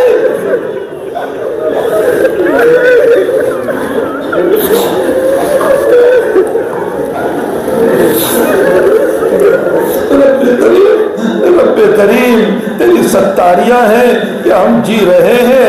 اے اللہ اگر تو اعلان کر دے کہ یہ مجرم ہے، مولا ہمارا جینا مشکل ہو جائے گا، ہمارا جینا مشکل ہو جائے گا۔ لوگ ہم پر تھوکیں گے، ہماری اولاد ہم پر تھوکے گی، لیکن اے رب کریم، اے رب کریم، اے مالک تو نے بڑی ستاری فرمائی ہے، آئندہ بھی فرما لینا، قیامت میں بھی فرما لینا۔ اے اللہ ہمارے ماں باپ ہوں گے، ہمارے بیوی بچے ہوں گے، خصوصاً ہمارے نبی ہوں گے، اللہ ہمیں رسوا نہ کرنا، ہمیں ذلیل نہ کرنا، ہمارے کندھوں پر ہاتھ رکھ کر ہمیں معاف کر دینا، ہمارے کندھوں پر ہاتھ رکھ کر ہمیں معاف کر دینا۔ اے اللہ ہمارے کندھوں ہمارے کندھوں پر ہاتھ رکھ کر ہمیں معاف کر دینا۔ اے اللہ بیماروں کو شفا عطا فرما، صحت و عافیت عطا فرما، ہاسپٹلوں میں تڑپ رہے ہیں شفا عطا فرما، گھروں میں بیمار ہیں عافیت عطا فرما۔ اے اللہ جو مرحوم ہو چکے ہیں ان کی قبروں کو نور سے منور فرما، ان کو جنت کا باغیچہ بنا، اعلیٰ علیین میں جگہ عطا فرما۔ اللہ ابھی ہم جب دعا کر رہے ہیں تیرے مومن بندے اور تیری مومنات عورتیں اگر کوئی قبر کے عذاب میں ہے، اللہ ہم ابھی دعا کرتے ہیں اللہ ان پر سے عذاب ہٹا لے،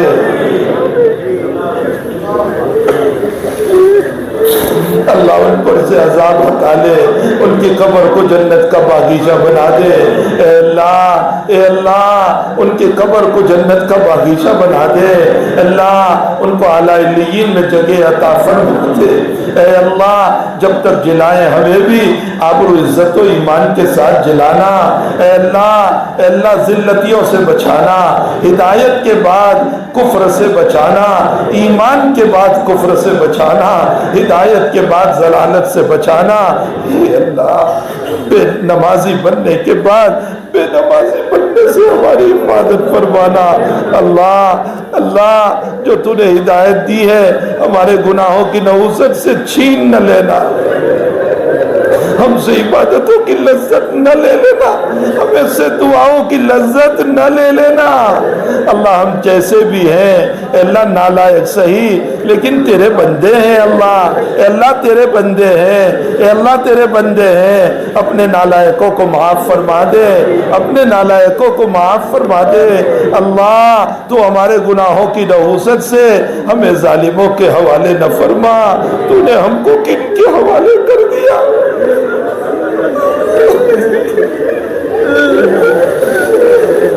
تو نے ہم کو کن کے حوالے کر دیا؟ جو ہمارے جوانوں کو زندہ جلا دیتے ہیں، جو ان کی گردنیں کاٹ دیتے ہیں، جو ہماری بچیوں کی عزتیں لوٹ لیتے ہیں۔ مالک تو نے ہم کو کن کے حوالے کر دیا؟ ربنا لا تجعلنا فتنة للقوم الظالمين ونجنا برحمتك من القوم الكافرين اللهم إنا نجعلك في نحورهم ونعوذ بك من شرورهم.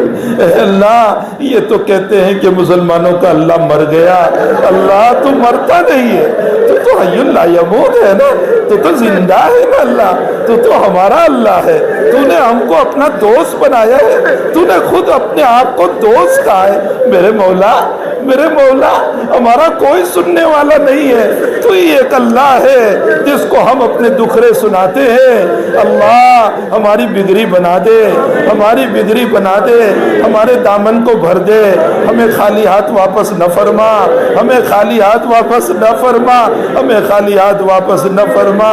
اے اللہ مہلک بیماریوں سے ہماری حفاظت فرما, کینسر سے حفاظت فرما, برین ہیمریج سے حفاظت فرما, فالج سے حفاظت فرما, لقوے سے حفاظت فرما.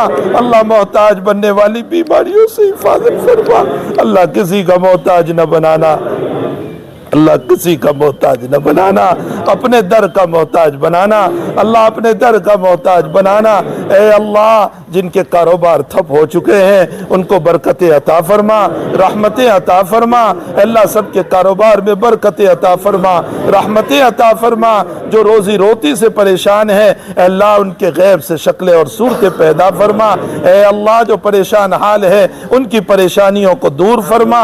الہ العالمین جو بیماریوں سے پریشان ہے اللہ ان کو شفائے دائمہ عطا فرما. اے اللہ جو قرض میں مبتلا ہے ان کے قرض کی ادائیگی کی صورتیں پیدا فرما. اے اللہ ہماری اولادوں کو نیک اور صالح بنا, مطیع اور فرما بردار بنا, بگڑنے اور پھسلنے سے, ضلالت اور گمراہیوں سے, غلط راستوں سے, غلط صحبتوں سے, غلط دوستیوں سے اللہ ہماری بھی حفاظت فرما, ہماری آل اولاد کی حفاظت فرما, ہمارے بیوی بچوں کو معاف فرما. اے اللہ ہمارے محبین کو معاف فرما, ہم سے تعلق رکھنے والوں کو معاف فرما, ہمارے گھر والوں کو معاف فرما, ہمارے بھائی بہنوں کو معاف فرما, ہم سے محبت کرنے والوں کو معاف فرما, ہمارے مشائخ کو معاف فرما, ہمارے والدین کو معاف فرما. اے اللہ ہماری اولادوں کو معاف فرما. اے اللہ ہمارے شاگردوں کو اور ہمارے طلباء کو تو معاف فرما. اے الہ العالمین پوری امت مسلمہ کو معاف فرما دے, امت مسلمہ کو معاف فرما دے. اللہ امت توبہ نہیں کرتی, ہم کیا کریں. اللہ امت توبہ نہیں کرتی. ہم آج کی رات میں ساری امت کی طرف سے توبہ کر رہے ہیں. اللہ آپ ظلم کے دروازے کو بند فرما دیجئے, رحمت کے دروازے کو کھول دیجئے, رحمت کے دروازے کو کھول دیجئے. اے اللہ موسیٰ کی قوم پر جب ستائے گئے موسیٰ کی قوم تو نے فرعون کی پکڑ کر کے موسیٰ کی قوم کو خوش کر دیا تھا. اے اللہ تیرے محبوب کی امت تو روزانہ رو رہی ہے, ہمارا تو راتوں میں بھی رونا ہے اور ہمارا تو دن میں بھی رونا ہے. اے اللہ روزانہ ہمارا تو رونا ہی گزر رہا ہے. تیرے محبوب کی امت کو تو کب خوش کرے گا, تیرے محبوب کی امت کو تو کب خوش کرے گا.